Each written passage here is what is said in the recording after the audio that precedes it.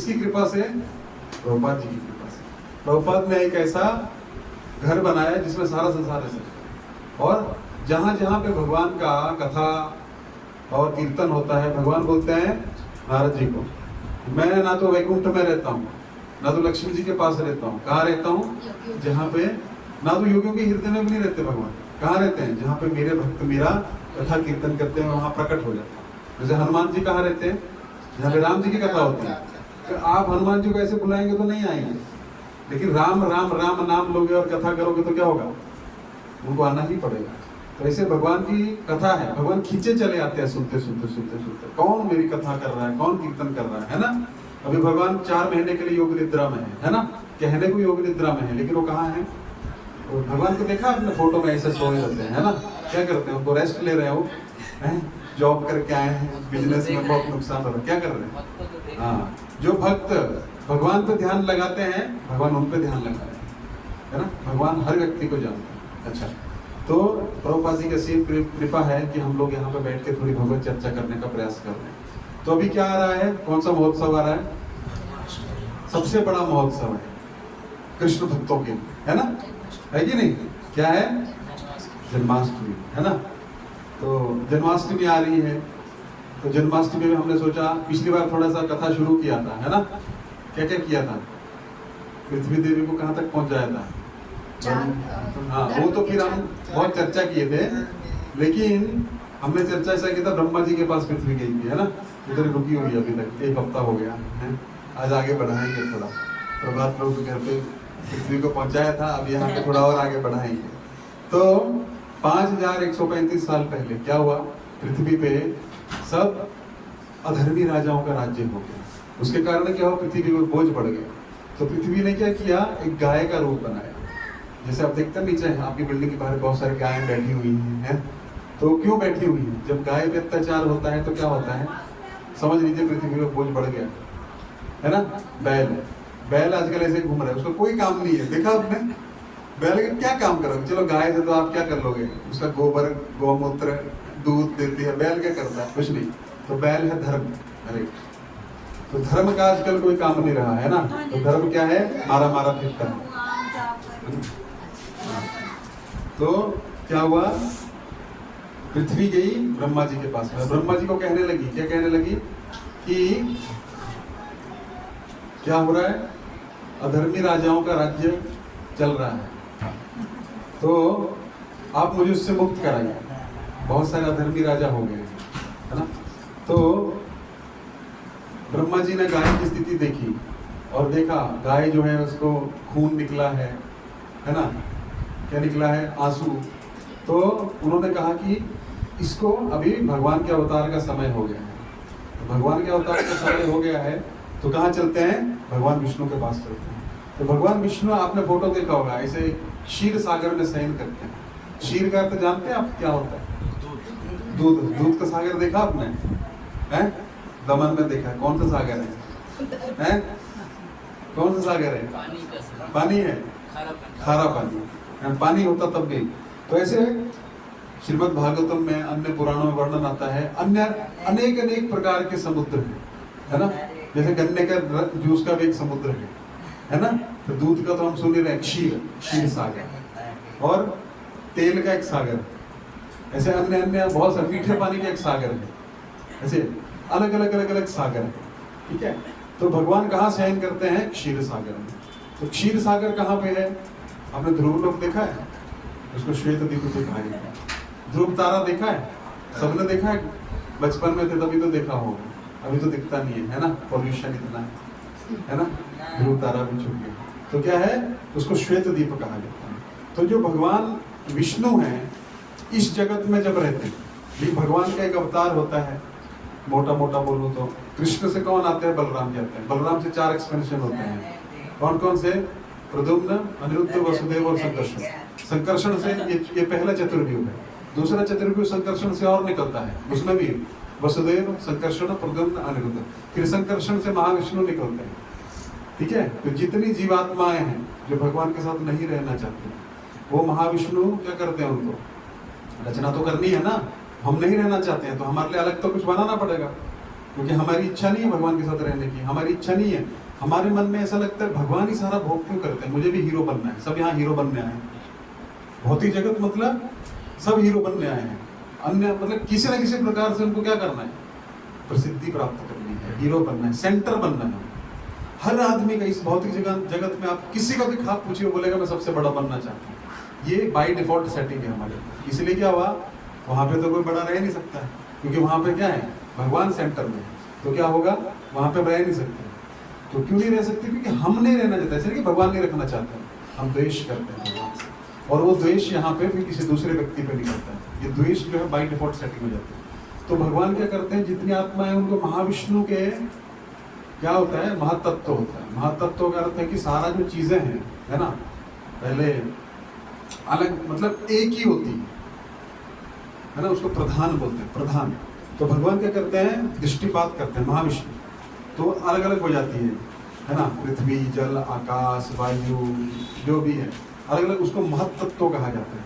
तो ये अलग होता है। अभी कुछ तो सृष्टि करनी है, क्यों करनी है, मान लीजिए गवर्नमेंट है, गवर्नमेंट ने प्रिजन हाउस बना के रखा है, क्यों, गवर्नमेंट चाहती है भरे हैं, अच्छे से चलना चाहिए, नहीं, लेकिन गवर्नमेंट को पता है बहुत से लोग होंगे, बहुत से सिटीजन्स होंगे जो रूल पालन नहीं करेंगे, तो उनको क्या करना पड़ेगा, किसमें डालना पड़ेगा, जेल में डालना पड़ेगा। उसी प्रकार भगवान नहीं चाहते हैं कि कोई भी जीवात्मा वहां से आए, लेकिन आती है, तो उनको संसार में भेजना है। विरजा नदी के परे क्या है, आध्यात्मिक जगत है। विरजा नदी के इस तरफ भौतिक जगत है। भौतिक अर्थ कुछ नहीं है, भौतिक अर्थ जब हमारी दृष्टि भौतिक हो जाती है, मतलब हम पदार्थ को देखने लगते हैं अपने भोग के लिए। वही पदार्थ जो है, आप यहाँ पे शुरू करिए, जो आप बना रहे हैं भगवान को भोग लगाइए, जो मेरा घर है भगवान का है, बस वही आध्यात्मिक दृष्टि हो जाती है। वो ठीक हो गया तो आप फिर से चले जाइए। बस सिंपल सा भक्ति है, कुछ नहीं है, बहुत जप तप व्रत की जरूरत नहीं है। ये मेंटेलिटी होनी चाहिए, मैं कृष्ण जीवेर स्वरूप है, कृष्ण नित्यदास, मैं कृष्ण का दास हूँ। सिंपल, बहुत वेद शास्त्रों सबका निचोड़ बता रहा, कुछ नहीं करता। तो महाविष्णु क्या करते हैं, अब उनको इतना भगवान को विस्तार करके इतना तामझाम करना पड़ रहा है, क्योंकि अब प्रिजन हाउस को देखो, इतना पैसा जाता है प्रिजन हाउस में, वहां पे आपको पुलिस रखनी पड़ेगी, उसका मेंटेनेंस करना पड़ेगा, बिल्डिंग बनानी पड़ेगी, है ना, कितना खर्चा है, लेकिन फिर भी करना पड़ता है। क्यों, क्योंकि करना पड़ेगा। तो भगवान को उतना खर्चा वर्चा करेंगे, भगवान को विस्तार करके भगवान अपना काम करते रहते हैं। भगवान पर्सनली इन्वॉल्व नहीं होते उसमें। भगवान और हम में ही फर्क है। अभी आप घर पे नहीं हो, यहाँ पे हो, लेकिन भगवान अपने जितने रूप है, जितना मूड है, उतना विस्तार कर सकते हैं और नित्य रह सकते हैं। जब क्रोध का, भगवान सुप्रीम है हर चीज में, क्रोध में सुप्रीम है तो नरसिम्हा देव, प्रेम में सुप्रीम है तो कृष्ण है ना, मर्यादा में सुप्रीम है तो राम है, लीला में सुप्रीम है तो कृष्ण है ना, मांगने में सुप्रीम है तो वामन है ना। तो ऐसा भगवान हर चीज, हर रस जो है ना उनमें, जो हम में है थोड़ा बहुत, उसमें भगवान एक एक विस्तार करके उसको छोड़ सकते हैं। बस हम ये नहीं कर सकते। हम घर में पापा हैं तो ऑफिस में हम एक सर्वेंट हों, दो काम हम एक साथ नहीं कर सकते कि, लेकिन भगवान कर सकते हैं। इसलिए भगवान का जो हर रूप है, वो भगवान का हर रूप में भगवान विस्तार करके नित्य रह सकते हैं, हर मूड में। तो मूड का फर्क होता है, ऐसा नहीं कि राम में और कृष्ण में कुछ फर्क है, नहीं। राम में मर्यादा पुरुषोत्तम, वही कृष्ण जब मर्यादा पुरुषोत्तम का एग्जाम्पल सेटअप करते हैं तो क्या करते हैं, राम के रूप में नित्य है वो। ऐसा नहीं कि आप राम का हो गया तो आगे भगवान में आ गया, नहीं। सबका अलग अलग अलग अलग क्या होता है, वराह है, नरसिंह है, वामन है ना, मत्स्य है, ये सब नित्य अवतार है। वैकुंठ में जो जिसका भक्ति करता है, वैकुंठ में इतने लोग हैं वहीं पे जाता है। कोई मत्स्य भगवान का पूजा करता है तो कहाँ जाएगा, एक मत्स्य वैकुंठ, बहुत सारे अनगिनत वैकुंठ है ना। तो ये आध्यात्मिक जगत का थोड़ा सा पिक्चर है, और हमारा भी। तो महाविष्णु क्या करते हैं, तो जो जिस जिसका कूर्म का भक्त है, कोई है ना मोहिनी अवतार का भक्त है, तो वहाँ पे लोग हैं, नित्य लीला चल रहा है वहाँ पे, कूर्म अवतार ही लीला करे जा रहे हैं। तो जिसका जैसा रुचि होगा वहाँ पे पहुँच जाएगा। अच्छा, मत्स्य भगवान लीला कर रहे हैं तो ये चलता रहता है। तो फिर क्या होता है, जीवात्मा जब भगवान से जैसे चलता रहता है ना, एक बार नहीं, तो वो अपने आप ही वो महाविष्णु के अंदर आ जाती है अपने। तो भगवान क्या करते हैं, आँख खोलते हैं, आँख के द्वारा वो दृष्टिपात करते हैं, उसमें सारी आत्माएं और उनके अंग कूप से रोम होता है ना, आपको पसीना निकलता है ना, इतने ब्रह्मांड निकलते हैं अनगिनत, सोच नहीं सकते। हर ब्रह्मांड क्या है, आधा जल से भर जाता है। तो भगवान अभी सबको डालना है ना उसके अंदर, सबको अपनी इच्छा पूर्ण करने देनी, किसी को हीरो बनना है, किसी को कुछ बनना है ना। इच्छा पूर्ति के लिए हम यहाँ पे आए। किससे, इच्छा हमारे में है, लेकिन किसके विपरीत विरुद्ध है, भगवान। हमको भगवान नहीं चाहिए सीन में, भगवान को निकालो, हमको सेंटर बनना है। तो वहाँ पे तो हो नहीं सकता, यहाँ पे आ जाओ। तो हर ब्रह्मांड में फिर भगवान क्या करते हैं, दृष्टिपात करते हैं, फिर ब्रह्मा जी बनाते हैं, है ना। वो कभी डिटेल में बताऊंगा मैं। तो हर हमारे जो ब्रह्मांड है उसका ब्रह्मा जी के 4 मुख हैं, जैसे 8, 64, 1 करोड़, 1 अरब, 1 शंख, नील, ऐसा अलग अलग ब्रह्मांडों के अलग लोग हैं। फिर महाविष्णु क्या करते हैं, दृष्टिपात करते हैं, इम्प्रेग्नेट कर देते हैं इसको, हर ब्रह्मांड को दृष्टिपात से, है ना। हर ऐसे अलग अनगिनत ब्रह्मांड है। अभी आप यहाँ पे खुदाई करेंगे ना, पूरी जिंदगी भी गिनते रहोगे तो यहाँ के जीवों को नहीं गिन पाओगे, कितने निकलेंगे। कोई मकोड़ी, कोई चींटी, कोई सांप, कोई बिच्छू। खाली आप ऐसा बस इतना सा गड्ढा खोल दिया, उसको खोदते रहिए, निकलते ही रहेंगे। सोचिए ब्रह्मांड में कितने जीव होंगे और कितने ब्रह्मांड है। भगवान सबकी स्थिति जानते हैं, कौन क्या था कैसा। ये भगवान। हम क्या सोचते हैं, कृष्ण हमसे थोड़े से ज्यादा ताकतवर होंगे, थोड़े से ज्यादा बुद्धिमान होंगे। नहीं, कृष्ण क्या है, वो आप जितना बोलते हैं प्रभु जी हम्बल कैसे बना जाए, आप कृष्ण को जानते जाइए, आप अपने आप हम्बल बनते जाएंगे, है ना। क्योंकि हमें अनुभूति होती जाएगी। तो क्या होगा, महाविष्णु ने दृष्टिपात किया, ब्रह्मांड बना दिया, उनको महाविष्णु कहा जाता है। फिर अपना एक और विस्तार करते हैं, उसको बोलते हैं गर्भोदक्षाय विष्णु। फिर आधा ब्रह्मांड जो है अंडे की तरह होता है ना ब्रह्मांड, आधा पानी से भर जाता है, जैसे अंडा आधा भरा होता है, उसके अंदर जाते हैं, सो जाते हैं, वो गर्भोदक्षाय विष्णु है। गर्भोदक सागर है ना। उनके पसीने से वो सागर बनता है, हमारे पसीने से वाला सागर नहीं, भगवान का पसीना निकलता है और ये सागर बन जाता है, उसके अंदर सो जाते हैं। और हर ब्रह्मांड के अंदर है ऐसे गर्भोदक्षाय। महाविष्णु एक है, लेकिन गर्भोदक्षाय जितने ब्रह्मांड है उसमें सो जाते हैं, और उनके नाभि से कमल निकलता है हर ब्रह्मांड में। और वहाँ पे कोई विष्णु, हमारा 4 सिर वाले हैं, अन्य अलग अलग सिरों वाले हैं। हमारे ब्रह्मांड सबसे छोटा माना गया, चैतन्य में आपको बताते हैं, हमारा ब्रह्मांड सबसे छोटा है, इसलिए 4 सिर ही चाहिए ब्रह्मा को, ज़्यादा मैनेजमेंट नहीं है। बाकियों में बहुत मैनेजमेंट है, आप सोचो कि कितने होंगे। तो क्या होता है, गर्भोदक सागर में सो जाते हैं, तो उनके और ऐसा बताया जाता है जो जीवात्मा पहली बार गिरता है ना वहाँ से, वो क्या बनता है, इतने पुण्य है, ब्रह्मा बनता है। हम सब ब्रह्मा बने, प्रभुपाद जी बोलते हैं, भागवत बोलते हैं, हम सब ब्रह्मा बने हैं, सब में ब्रह्मा। फिर धीरे धीरे नीचे गिरते हैं। फिर क्या हमें हीरो बनने की है ना, अगर वहां से भी हम जा सकते हैं वापस, अगर अक्कल आ गई कि नहीं ये संसार इस समय, लेकिन नहीं जाते हैं, जनरली गिरते हैं। फिर इंद्र चंद्र वरुण बन के मनुष्य फिर नीचे की योनियों में चले जाते हैं। बस ये भ्रमण चलता रहता है, तब तक चलता रहेगा जब तक हमको फिर से याद नहीं आएगी। इसलिए प्रभुपाद जैसे संतों को कृष्ण भेजते हैं, क्या करने के लिए, ये तुम्हारा घर नहीं है। जैसे आपका बच्चा है, क्रिकेट खेलने चला गया, आया, मम्मी बोल रही है बेटा खाना खाने, अरे मम्मी थोड़ा देर, फिर क्या करते हैं, किसी को भेजती है, पापा को भेजती है ना। फिर पापा जाते हैं, अरे बेटा चलो घर, अभी क्या करना है, भोजन करो। अरे नहीं डैडी नहीं, अरे ये तुम्हारा घर थोड़े है, फिर भूख लगती है, बोलता हाँ। तो वैसे हमें क्या है, प्रेम की भूख है, वो यहाँ पे नहीं मिटेगी, कहाँ मिटेगी, उधर। इसलिए दुखी होते रहते हैं। इसलिए प्रभुपाद जैसे संत आते हैं, वैष्णव आते हैं, वही हमको लेके जा सकते हैं वापस, नहीं तो नहीं जाएंगे। वो बोलते हैं ये तुम्हारा घर नहीं, ये क्यों दुखी हो रहे हैं। हाँ दुखी तो हम हो रहे हैं, फिर कई साल तो समझने में जाता है कि हम दुखी हैं, नहीं तो यही अच्छा लगता है ना। तो ये भूमिका है। फिर गर्भोदक्षाय विष्णु कहाँ से, नव कमल निकलता है, उनकी डंडी पे 14 लोग हैं। आप ऊपर बैठते हैं, चलेगा, नो प्रॉब्लम। मेन है कथा अच्छे श्रवण, नहीं आजकल शारीरिक कष्ट हो जाता है। तो 14 भवन है हमारे, है ना। हम कहाँ पे, पृथ्वी, उसके नीचे 7 लोग है ना, सूतल, पाताल, तल, वितल, ऐसे, ठीक है। ऊपर क्या है, स्वर्ग है ना, महर, भूर, है ना, सप्त, ऐसे ऊपर लोग हैं। तो ब्रह्मा जी देखते हैं, अरे वे कहाँ पे पैदा हो गए। फिर नीचे आते हैं नाल से, है ना, देखते कुछ समझ नहीं आ रहा, ऊपर जाते इतने में आवाज है, तपा तपा तपा, तप करो, तप करते हैं लाखों साल। फिर भगवान उनकी हृदय में ज्ञान दे देते हैं, क्यों आया, क्या करना है, सृष्टि कर। तो फिर सृष्टि करते हैं। तो ये तो हो गया गर्भोदक्षाय विष्णु। अभी गर्भोदक्षाय विष्णु का काम क्या है, कि पृथ्वी में वैरायटी देख रहे हैं आप, कितनी वैरायटी है। आप नींबू खाते हैं, करेला खाते हैं, आम खाते हैं, सब्जियां खाते हैं, गेहूं खाते हैं, चावल खाते हैं, कितना कुछ खाते हैं। इसमें वैरायटी कौन देगा, ये गर्भोदक्षाय विष्णु का काम।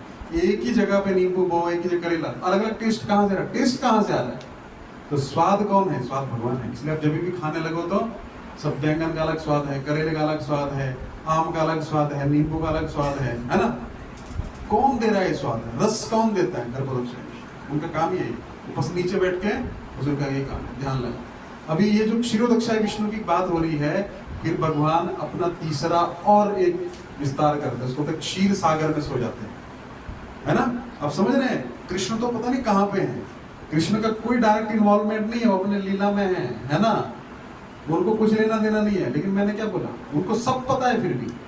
इसको बोलते हैं मुग्धता। मुग्धता, और मुग्धता का अर्थ होता है कि हम मुग्ध हो जाते हैं, हमको कुछ पता नहीं है। और सर्वज्ञता, कृष्ण में दोनों चलती है एक साथ। कृष्ण अपनी इच्छा से मुग्ध हो जाते हैं। क्योंकि अभी मान लीजिए आपको एंजॉय करना है, आपको टेंशन है, पिक्चर देखने गए गदर 2, है ना, लेकिन क्या हुआ, पिक्चर चल रही है लेकिन टेंशन भी घर में है, लोन भरना है, आप एंजॉय कर पाओगे? नहीं ना। तो मुग्धता चाहिए ना, तब आप कैसे एंजॉय करेंगे। तो मुग्धता और सर्वज्ञता, तो कृष्ण क्या है, सर्वज्ञ हैं, उन्होंने अपने इतने अवतार आगे ले लिए कि उनको सब पता लग रहा है, लेकिन फिर भी मुग्ध है, वो चाहते नहीं है कि मेरे को डिस्टर्ब करे। उनके अलग अलग डिपार्टमेंट बना रखे हैं सब। तो कृष्ण मतलब घर पे और विष्णु मतलब ऑफिस में, यही फर्क है। दोनों में फर्क कुछ नहीं है। वही व्यक्ति जो है जब ऑफिस में होगा तो कैसे हम सूट बूट टाई पहन के जाते हैं ना, घर में हम अपने बरमूडा में आराम से घूमते हैं, है ना, तो वही चीज है बस। लेकिन हम एट ए टाइम एक ही चीज कर सकते हैं, भगवान हर चीज कर सकते हैं, बस यही फर्क है। वही कृष्ण है, वही नारायण है, वही क्या है, लेकिन रोल वो परफेक्टली करते हैं, ठीक है। फिर वहां से एक और रूप लेते हैं, वो क्षीर सागर। क्षीर सागर में सो जाते हैं हर ब्रह्मांड के अंदर। तो विष्णु जो है वो मटेरियल वर्ल्ड में आए, लेकिन मटेरियल नहीं होते हैं, उनको माया टच नहीं कर पाती, माया उनके अधीन है। ये जो क्षीर सागर वाले विष्णु है वहां तक ही देवता जा सकते हैं, आप समझ रहे। तो ध्रुव लोक जो श्वेत द्वीप है ना, स्वर्ग से थोड़ा सा इधर है, प्रभुपाद जी बताते हैं। ध्रुव तारा क्यों नहीं घूमता है, क्योंकि ब्रह्मांड का केंद्र है, सारे तारे घूम जाएंगे, सप्तऋषि भी घूम जाएगा, लेकिन ध्रुव तारा क्यों नहीं घूमता, क्योंकि केंद्र में है। अभी मायापुर में बन रहा है ना हमारा मंदिर, उसमें सब समझाएंगे उसे, वो इसीलिए प्रभुपाद जी बना रहे हैं कि वो पूरा ब्रह्मांड समझ में आएगा। तो ध्रुव जो है ऐसा है बीच में, ध्रुव तारा मतलब भगवान ने अपना लोक दिया ध्रुव को, इसलिए उसका नाम ध्रुव लोक हो गया, लेकिन है वो श्वेत द्वीप। तो क्षीर सागर के तट पे देवता लोग रुकते हैं, दर्शन कोई नहीं कर सकता है। तो ये तो छोड़ दीजिए कि वैकुंठ कोई जा सकता है, ब्रह्मा जी भी नहीं जा सकते। विरजय नदी के उस तरफ पड़ता है, जो हम पढ़ते हैं ना सत्यनारायण का कथा में, सब देवता गए, वो कहाँ जाते हैं, क्षीर सागर, वो वहां नहीं जा सकता कोई। यद गत्वाना निवर्तन्ते तद धाम परमम।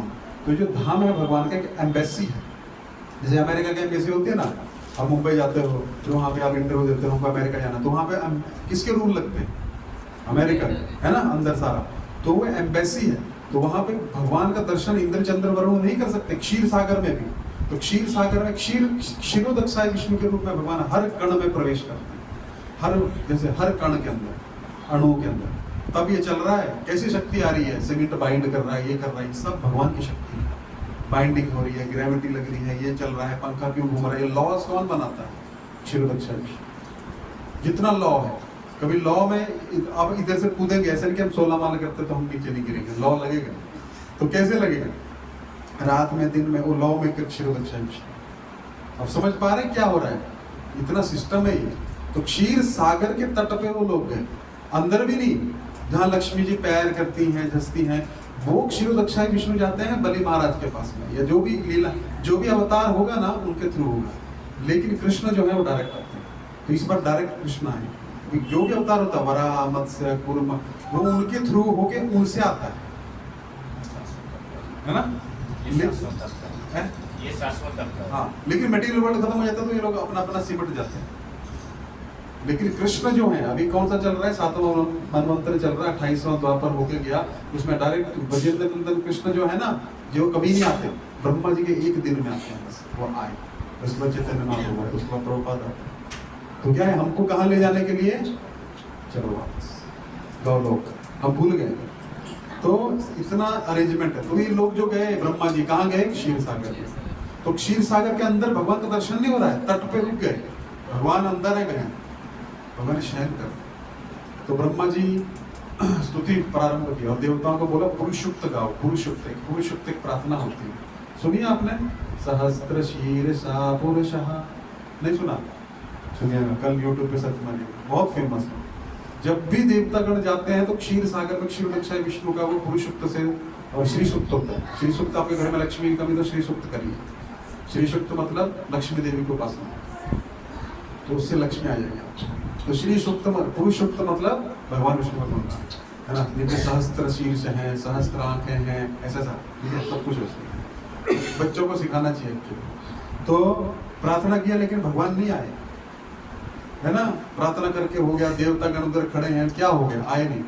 तो सिर्फ ब्रह्मा जी को भगवान ने वहां से अंदर कहा, क्या कहा कि मैं प्रसन्न हूँ, आओ नहीं, तो दर्शन नहीं कर सकता भगवान का, बहुत कम दर्शन होता है। क्षीरोदक्षाय विष्णु जितना भी आप पढ़ते हैं ना, शिव जी ने तांडव किया फिर ये विष्णु आए, वो सब क्षीरोदक्षाय विष्णु आते हैं, और कोई विष्णु नहीं जाता वहां पे। आपको पता है एक ब्राह्मण के पुत्र चुरा लिए, मर गए थे, तो भगवान जाते हैं, कहाँ जाते हैं, महाविष्णु तक जाते हैं, वो ब्रह्म ज्योति में थे पुत्र, वहां से कृष्ण जाते हैं, महाविष्णु से मिलते हैं। सोचिए भगवान का, तो महाविष्णु से पुत्रों को वापस लेकर आते हैं। ऐसा क्षीर सागर से परे कोई नहीं जा सकता, मतलब ब्रह्मलोक, ब्रह्मा भी इसी ब्रह्मांड में घूमते रहते हैं। तो गिरजा नदी पड़ जाती है ना, ब्रह्मा ऐसा नहीं कि वैकुंठ के उस तरफ चले गए, वैकुंठ में चले गए, उसके परे गोलोक वृंद है, तो वैकुंठ भी नहीं जा सकते। सोचिए, तो ये जो विष्णु है ये क्या है क्षीर सागर वाले, ये यहाँ से अवतार होते हैं। महाविष्णु, गर्भोदक्षाय विष्णु, क्षीरोदक्षाय विष्णु, ऐसा है। तो क्षीरोदक्षाय विष्णु जहाँ पे भी शास्त्र में बोला जाता है, तो क्षीरोदक्षाय विष्णु को भी बोला जाता है, क्योंकि वो उसके ऊपर तो एक्सेस ही नहीं है, शिव जी को भी एक्सेस नहीं है। तो सदाशिव जो है, शिव सदाशिव अलग है, गिरिजा नदी के उस तरफ शिव लोग, सदाशिव अपना एक्सपेंशन करते हैं। भगवान का जो तामस अवतार होता है, तामस भगवान जब बनते हैं तो सदाशिव, तो सदाशिव से शंकर निकलते हैं। तो जितने हर ब्रह्मांड में कैलाश है, हर ब्रह्मांड में एक शंकर है ना। तो ये शंकर जो तत्व है ये क्या है, प्रलय तत्व, प्रलय करता है हर ब्रह्मांड का। तो ये और तमोगुण के भी तमोगुण में नहीं है, इसका मतलब नहीं कि तमोगुण के अधिष्ठात्री देवता है तो तमोगुणी है, नहीं, देवता है मतलब उनके अधीन तमोगुण है, प्रलय वो करते हैं। लेकिन शंकर अलग है, शिव अलग है, मतलब शिव सदाशिव विष्णु तत्व की तरह बोल सकते हैं। तो खैर तो बहुत टेक्निकल हो जाएगा, धीरे धीरे समझेंगे इन तत्वों को। चैतन्य महाप्रभु सब चीज बताते हैं भागवत के अंदर। तो क्षीर सागर में जब वो गए तो भगवान ने ब्रह्मा जी के हृदय में कहा कि मैं आपकी प्रार्थना सुन लिया, स्वीकार कर लिया, अब सब देवताओं को बोलो। डायरेक्ट बात नहीं करते भगवान देवताओं से, है ना। तो डायरेक्ट बात कभी की जब उपेंद्र बन के आए, इंद्र के भाई, है ना, अदिति के पुत्र बन के आए, फिर वो बलि महाराज से मांगा सब कुछ। तो उपेंद्र के रूप में भी भगवान स्वर्ग में, वो वहीं पे रहते हैं स्वर्ग में। ब्रह्मा जी के लोक में भी भगवान है, सहस्त्र शीर्ष करके, लेकिन वो अलग अवतार है। तो भगवान से वो लोग डायरेक्ट नहीं है कनेक्शन, वो पूजा करेंगे लेकिन डायरेक्ट बात नहीं कर सकते। तो फिर क्या बोला कि मैं बहुत जल्दी अवतार लेने वाला हूँ, प्रकट होने वाला हूँ, है ना। तो आप क्या करिए, सब देवताओं को बोलिए कि यदुवंश में पैदा हो जाओ, मैं आऊंगा। तो आप क्या करिए, यदुवंश में पैदा होना शुरू करिए अपनी पत्नियों के साथ में, तो मैं वहां पे अवतार दूंगा। इतना सुन के ब्रह्मा जी ने कहा काम हो गया, भगवान ने हमारी प्रार्थना सुन ली और कहा कि आप सब जाइए अपने अपने और यदुवंश में आप जन्म लेना शुरू करो। बोले ठीक है। फिर आगे, फिर इतने में क्या होता है, अब कहानी आती है, कैमरा आता है दूसरे, ठीक है। उधर क्या था कि जब अभी आप मथुरा वगैरह देखते हो, तभी इसको माथुर प्रदेश कहा जाता है। तो उसके राजा थे महाराज सूर्यसेन, है ना, सूर्यसेन के पुत्र कौन है, वसुदेव, ठीक है, वसुदेव। तो वसुदेव का विवाह किससे हुआ, देवक की पुत्री देवकी से हुआ, और उग्रसेन महाराज थे, उनका पुत्र था कंस। तो ये जो सारा राज्य था महाराज सूर्यसेन का, वसुदेव का था, मथुरा ये सब कुछ, तो वो थे यदुवंश। और ये जो कंस का वंश है, जो जहाँ से देवकी आती है, देवक है ना उनके भाई, ये है भोजवंश। ये जो कंस था ये बहुत ही क्रूर राजा था, लेकिन उसको अपनी चचेरी बहन के साथ में बहुत प्रेम था, है ना।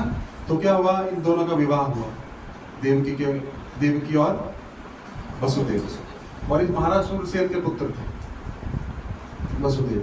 तो जब विदाई हुई तो ये कंस बैठ गया, कहाँ पे बैठ गया कि मैं अपनी बहन को लेके जाऊंगा रथ पे, कहाँ पे, उसके ससुराल छोड़ता है ना।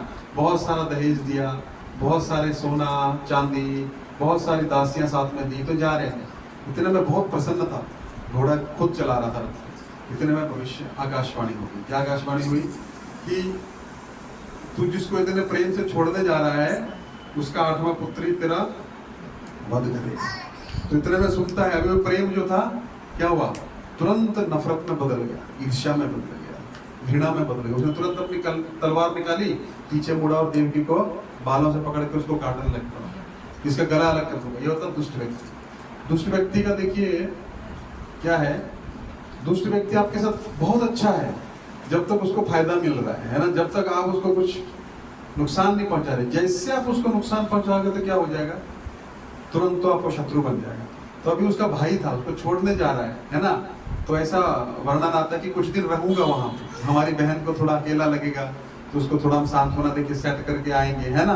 तो ये फीलिंग था। लेकिन अभी क्या हो गया, तुरंत उल्टा हो गया, ये तो हमारी मृत्यु का कारण बनेगी, तो उसको मार दो।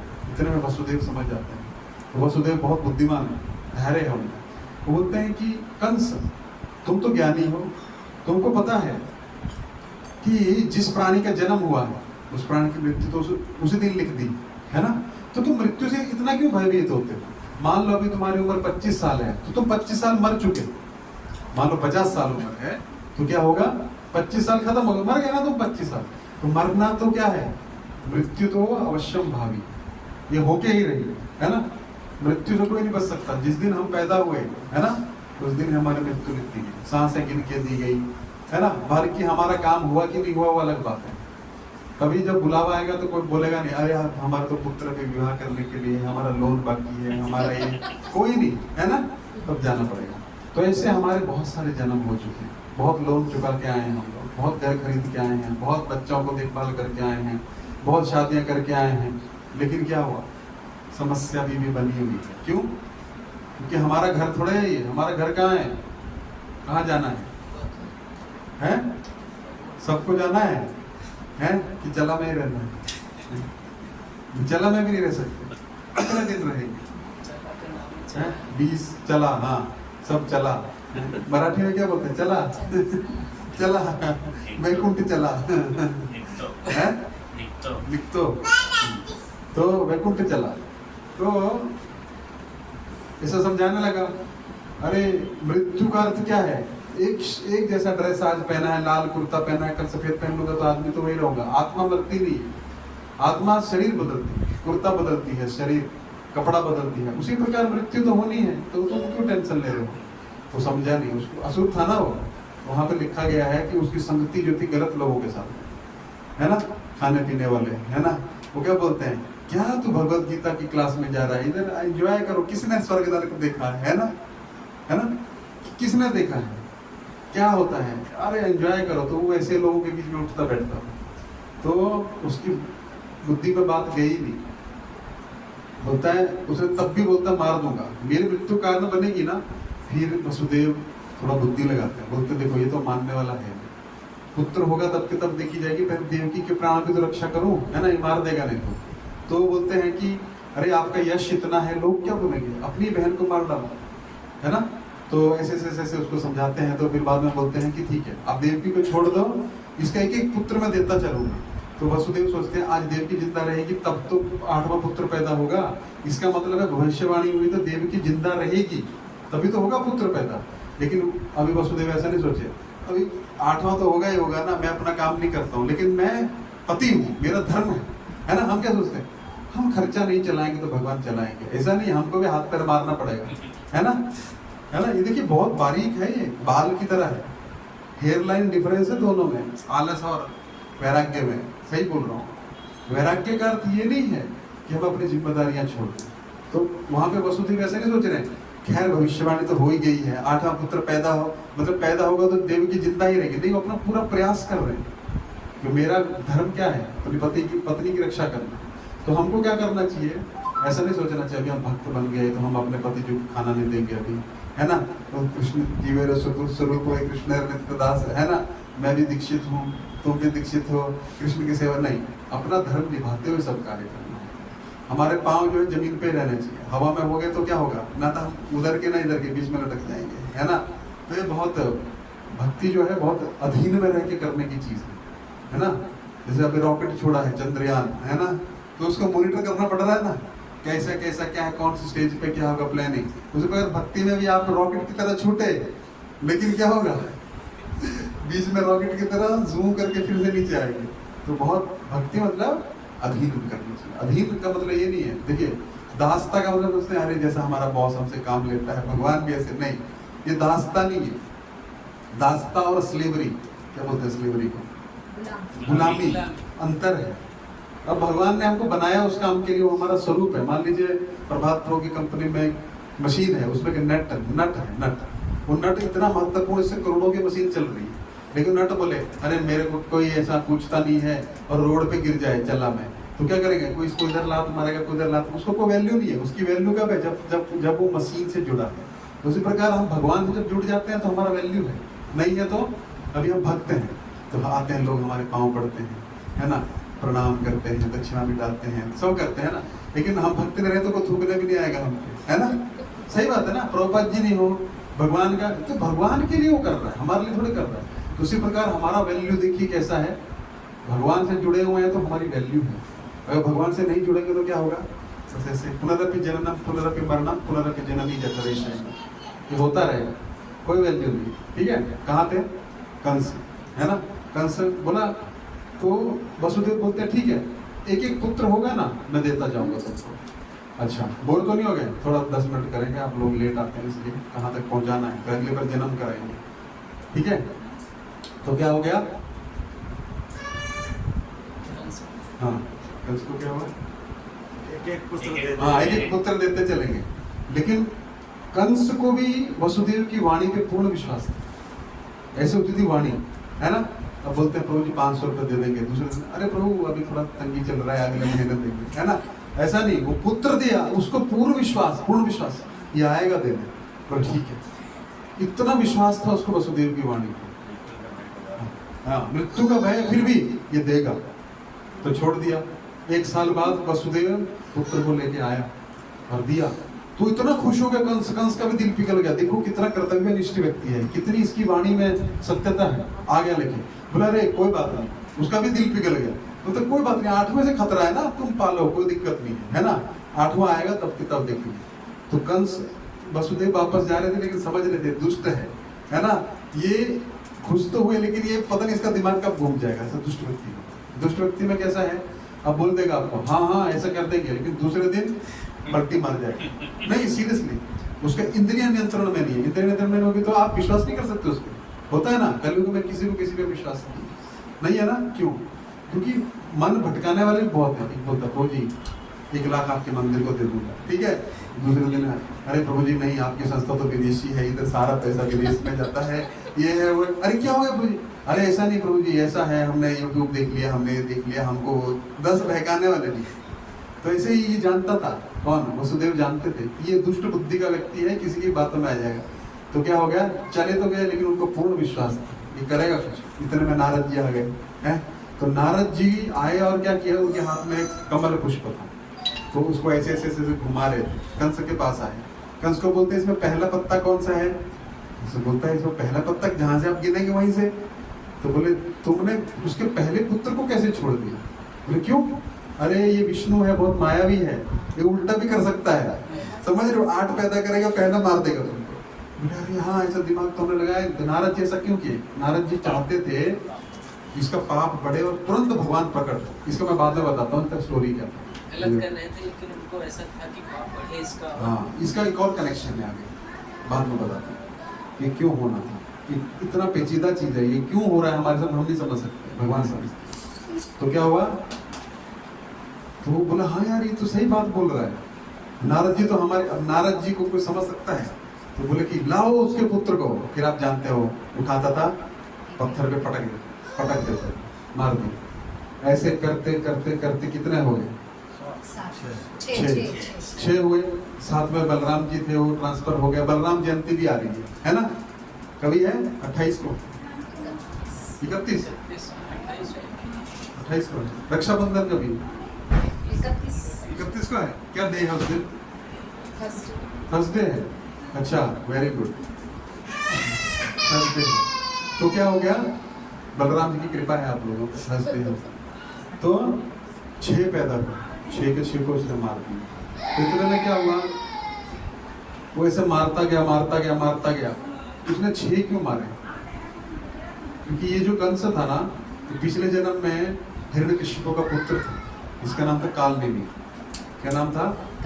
कालनेमी। और कालनेमी के 6 पुत्र थे, और ये जो 6 पुत्र थे, ये इसके पहले जन्म में मरीचि के पुत्र थे। मरीचि मतलब ब्रह्मा के मन से एक पुत्र का जन्म हुआ, उसका नाम रखा गया मरीचि। मरीचि ऋषि है, सुना है आपने?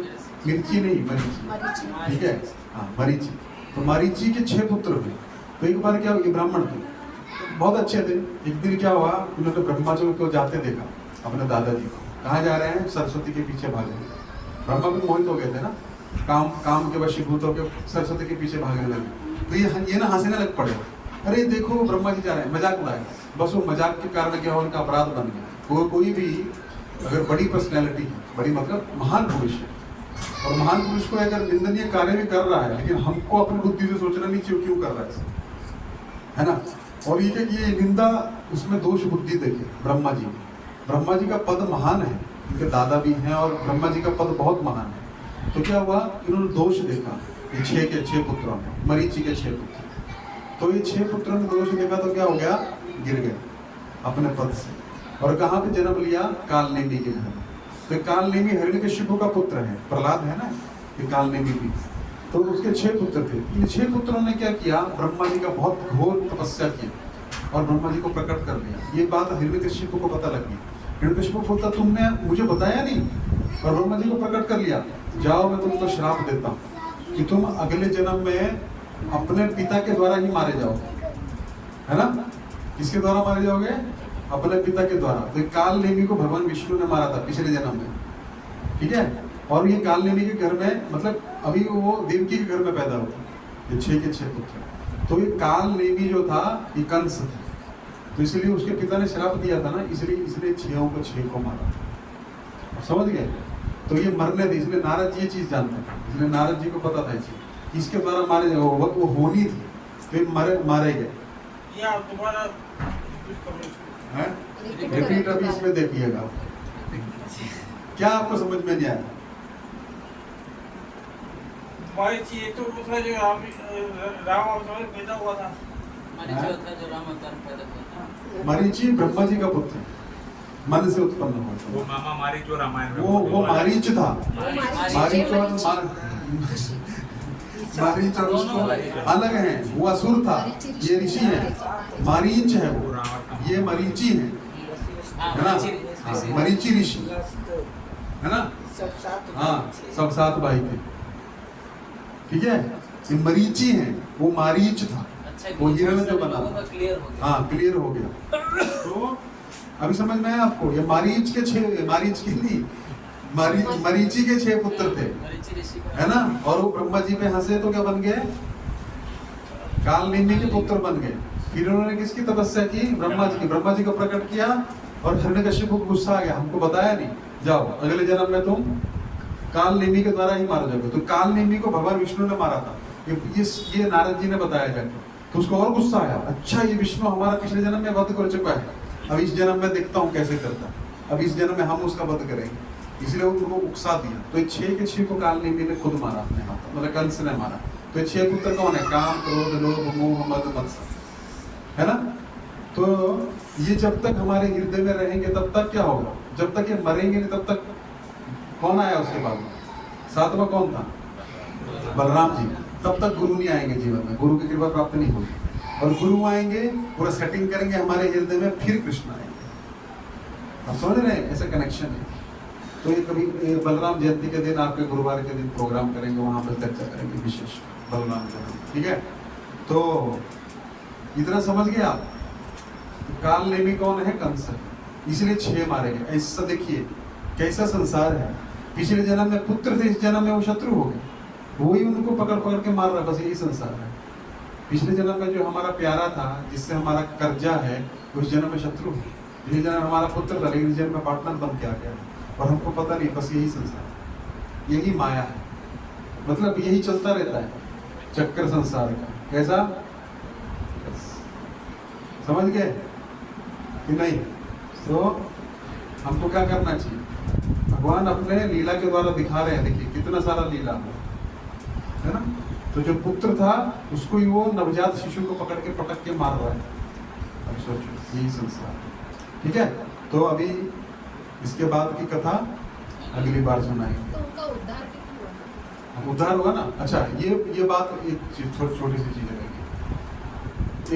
देवकी जब भी भगवान बड़े मतलब चले गए देवकी के पास, देवकी ने कहा मेरे को मेरे 6 पुत्र चाहिए जो मरे हैं।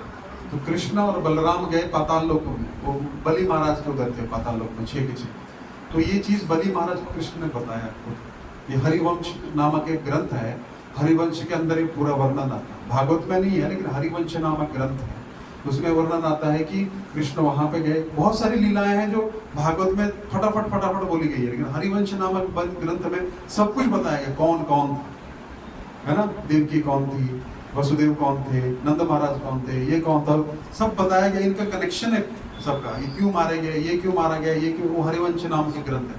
तो उसमें कृष्ण जो है स्वयं बोलते हैं बलि महाराज से, आपके यहाँ पे मेरे 6 भाई हैं, वो 6 भाई ये हिरण्यकश्यप के पुत्र, कालनेमि के पुत्र थे, मरीचि थे। वहां पे कृष्ण स्वयं बता रहे हैं बलि महाराज को। तो वहां पे ये पूरा वर्णन हरिवंश में है। तो यह मैंने आपको हरिवंश से बताया। तो फिर उनको लेके जाते हैं कि अभी उनका उद्धार करने पाताल लोग आए हैं कंस के द्वारा मारने से, अब मैं इनको उद्धार करके इनको वापस भेजूंगा कि देवता लोग हैं तो देवता बनेंगे। फिर वो वहां से जाते हैं। इसीलिए 6 पुत्रों को फिर बाद में उद्धार है। ठीक है, तो अब किसी कुछ प्रश्न है तो पूछ सकते। बहुत बहुत धन्यवाद। हरे कृष्णा हरे हरे, हरे राम राम राम हरे हरे। तो इसलिए छोड़ दो उसको। और कली में धर्म के 4 स्तंभ हैं, कौन कौन से? किसी पर प्रेम प्रभु भी नहीं था, है ना, सत्य, शौच, पवित्रता नहीं था, वही सच ही हो गया। हाँ शौच, दया, हाँ, धर्म तो है, बैल है, और तप। तो मैंने बताया था 4 नियम जो हम इस्कॉन में पालन करते हैं। सत्य क्या है? जुआ नहीं खेलना। जो जुआ खेलता है आदमी, जो गलत करता है, वो कभी सत्य बोल ही नहीं सकता, वो असत्य ही बोलेगा, है ना, जुआ खेलेगा, ये करेगा। तो सत्य एक पग टूटता है अगर हम जुआ खेलते हैं, मटका खेलते हैं, क्या क्या होता है, और सट्टा खेलते हैं, है ना, तो क्या होता है, सत्य टूट जाता है। और क्या, दया, जो व्यक्ति मांसाहार करता है उससे क्या है, वो दया कर ही नहीं सकता। दूसरा स्तंभ, इसलिए हमारा दूसरा ने मांसाहार न करना, अंडा नहीं खाना, कांदा लहसुन नहीं खाते हैं, खैर, लेकिन मांसाहार तो बहुत बड़ा पाप है। ये तीसरा तप, जो व्यक्ति नशा करता है वो नहीं बैठ सकता, उसको शराब लगेगा, बीड़ी लगेगा, सिगरेट लगेगा, तंबाकू लगेगा, गुटखा, वो बैठ ही नहीं, तब कैसे करेगा? तो तपस्या, तो तप तीसरा पग टूटता है। और चौथा है शौच, व्यभिचार करना, पर स्त्री पर पुरुष का मन करना, वो क्या नहीं कर सकता, तो उसमें पवित्रता नहीं रह सकती। तो 4 पग टूट जाते हैं धर्म के, और जहाँ भी 4 नियम पालन होते हैं वहां पे क्या होता है, धर्म होता है। तो अभी खाली एक पग बचा है, सत्य। 3 काट दिए थे उसने। तो सत्य मतलब क्या? अरे प्रभु जी इतना सत्य, कलयुग में सत्य कहाँ है? सत्य मतलब भगवान श्री कृष्ण परम सत्य। उनका जो शरण लेगा कथा का और भगवान के नाम का, भगवान का नाम सांचा, क्या है, सांचा तेरा नाम, एक ही नाम है ना, भगवान का सच्चा। तो जो इसकी शरण लेगा वो तर जाएगा, इसी जन्म में तर जाएगा। 10-15 साल भक्ति कर लो, तर जाएगा, है ना। और करोड़ों लाखों साल लगे रहो, कोई भरोसा नहीं है। लेकिन भगवान क्या बोले हैं, मेरा नाम लो तो आपका कलयुग केवल नाम है। और क्या है आगे, जपी जपी जन उतरेंगी पार उतर जाएंगे, भव सागर तैर जाएंगे। ठीक है, इतना ही था। तो 4 नियम बड़े महत्वपूर्ण हैं। फिर उसके बाद भी बहुत कुछ हमने कथा किया था। परीक्षित के सर पे 5वां स्थान दिया, परीक्षित के सर पे बैठ गए। फिर वो आगे गए, शमीक ऋषि के गले में सांप डाल दिया मरा हुआ, श्रृंगी ने श्राप दे दिया, तक्षक के द्वारा हो गया। फिर हम तक्षक का भी समझे थे, तक्षक क्यों, तक्षक को अर्जुन ने क्या किया था, खांडव प्रस्थ जलाया तो तक्षक की पत्नी को मारा था, अर्जुन ने सहयोग किया था। तक्षक कहीं काम से गया हुआ था बाहर जॉब से तो इसलिए उसके श्रृंगी के मुंह से निकला। कर्म रहता है, देखिए। ठीक है, और किसी कुछ प्रश्न?